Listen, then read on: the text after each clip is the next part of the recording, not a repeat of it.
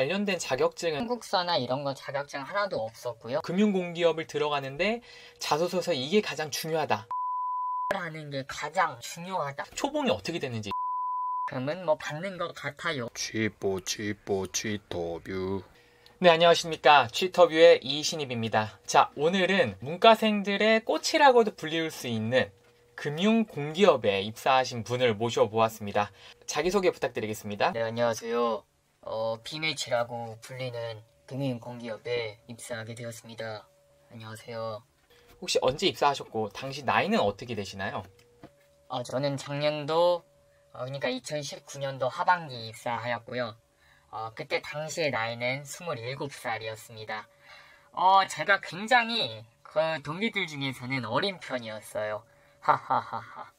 아, 그러시군요. 취준을 혹시 얼마나 하셨나요? 27살에 입사하셨으면 거의 뭐 칼취업 하던가 아니면은 한 뭐 1년에서 뭐 2년 정도 공백기가 있을 것 같은데 혹시 공백기가 있으신지 취준을 얼마나 오래 하셨는지가 좀 궁금한데요. 저는요. 마지막 한 학기를 졸업유예를 했고요. 그 다음에 바로 취준을 하였습니다. 그 이후에는 공백기가 전혀 없어요. 하하하하. 몇 개의 기업에 지원을 해보셨나요? 저는 금융공기업만 목표를 했었어요. 그러다 보니까 많이 지원을 할 수가 없었습니다.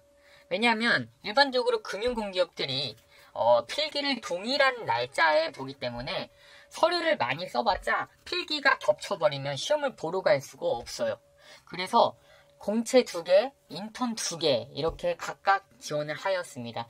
특히 저는 첫 취준이었기 때문에 그냥 좀 마음 편하게 2개씩만 지원을 하였습니다. 금융공기업 하면은 굉장히 안정적으로 높은 수입이 있다고 다들 알고 계시잖아요.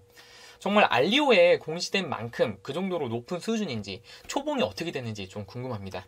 제가 아직 1년치를 다 받아본 건 아니라서 그래도 대강 계산하면 알리오 공시된 것만큼은 뭐 받는 것 같아요. 취뽀 취터뷰. 이제 스펙으로 좀 넘어가고 싶은데요. 사실 공기업이라는 게 뭐 학교나 학과나 뭐 학점, 나이 이런 게 모두 다 이제 블라인드 처리가 되잖아요. 면접에 갔을 때 밝혀지는 부분이 있는지 정말로 끝까지 블라인드 처리되는지 면접을 보신 입장에서 어떻게 생각하시는지 좀 궁금합니다. 학교, 학점, 나이 뭐 이런 거는 진짜 최종 합격시까지 진짜 다 블라인드입니다. 대신에 학과는 자소서를 보면 어느 정도는 공개되는 것 같아요. 하지만 무조건 상경계라고 뭐 유리하다 이런 건 없어요. 다른 분들도 상경계가 아니신 분들도 굉장히 많았고요. 그리고 성별은 이제 서류에서는 블라인드지만 면접까지 가면 어차피 대면 면접이니까 알려질 수밖에 없겠네요. 허허허허. 이제 입사를 하셔가지고 동기랑 선후배들이랑 이제 이렇게 교류를 하면서 그분들의 뭐 학교라든지 아니면 뭐 스펙이라든지 이런 걸 알 수 있게 되잖아요. 아, 진짜 공기업은 진짜 블라인드구나 라는 뭐 그런 걸 좀 느끼신 적이 있나요? 사실요. 입사 후에 뭐 동기나 뭐 선후배 학력 이런 거 뭐 학과나 학점 이런 거 딱히 서로 궁금해하지는 않아요. 그래서 뭐 딱히 알게 될 일은 없는데요. 그래도 어느 정도 느껴지는 거는 진짜 정말 다양한 출신의 학교들이 있구나 라는 걸 느끼는 것 같아요. 정말 다양한 출신의 분들이 들어오시는 것 같습니다. 아, 진짜 이게 블라인드가 확실히 되나 보네요. 공기업 채용이. 이제 어학 성적을 여쭤보고 싶은데요. 토익이랑 스피킹. 토익은요. 900점이 조금 넘는 점수를 가지고 있었고요.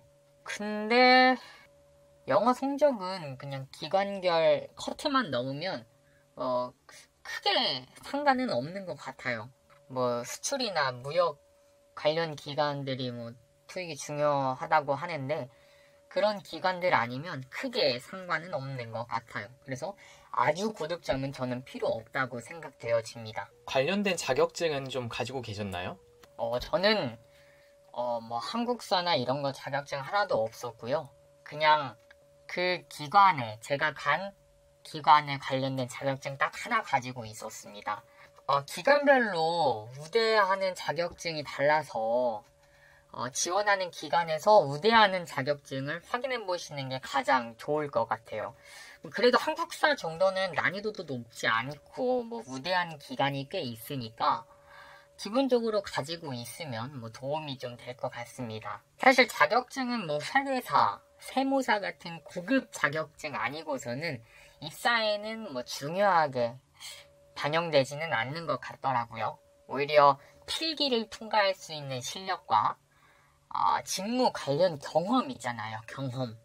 경험이 더 중요한 것 같아요. 그러면은 뭐 인턴십 경험이나 뭐 대외 활동, 그러니까 뭐 학회, 뭐 공모전 이런 관련된 경험을 혹시 가지고 계신가요? 뭐 인턴십이나 대외 활동 뭐 이런 거는 없고요. 그냥 교내 투자 동아리 학회 활동을 했습니다. 학회 활동만 하시고 나머지는 아무것도 안 하신 거네요, 그러면? 네, 맞아요. 그 학회 활동한 게 얼마나 도움이 되셨나요?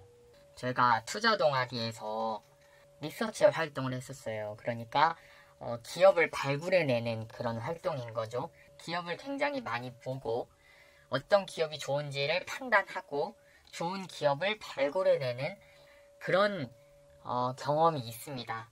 이게 서류에서도 도움이 많이 됐고요. 면접에서도 굉장히 도움이 많이 됐는데요. 서류에서는 제가 지원한 기업을 분석을 하는 데 있어서 굉장히 도움을 많이 받았고요.